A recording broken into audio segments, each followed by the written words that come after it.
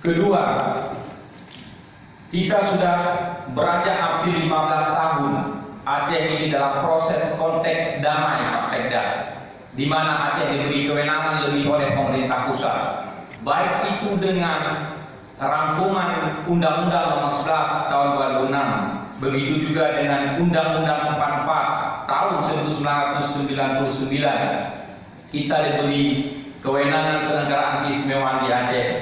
Namun belakangan Pak Sekda selaku Ketua TAPA, kami juga dikejutkan oleh informasi dari salah satu instrumen TAPA, yaitu Bapeda, bahwa dengan pemberlakuannya Kepmen 90 dan juga Kepmen 70 tahun 2019 tentang perangkat SIPD untuk memasukkan kegiatan-kegiatan program masyarakat, di mana item masjid yang kemudian menasah balai pengajian itu tidak tersedia menu dalam perangkat SIPD.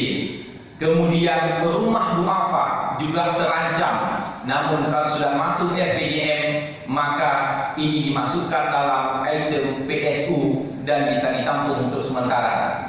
Ketiga item yang saya sebutkan tadi, teman-teman sekalian, anggota DPR yang terhormat, ini menyangkut dengan kewibawaan Aceh.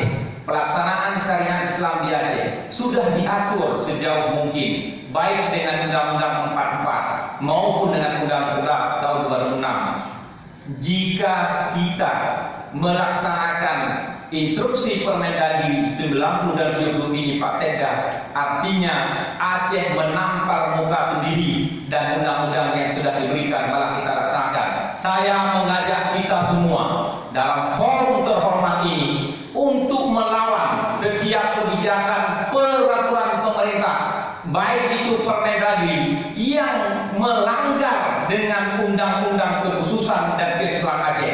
Apabila masjid dan manasa serta balai pengajian tidak masuk dalam usulan APBA 2021, saya mengajak teman-teman untuk memboikot, tidak melakukan pembahasan APBA 2021.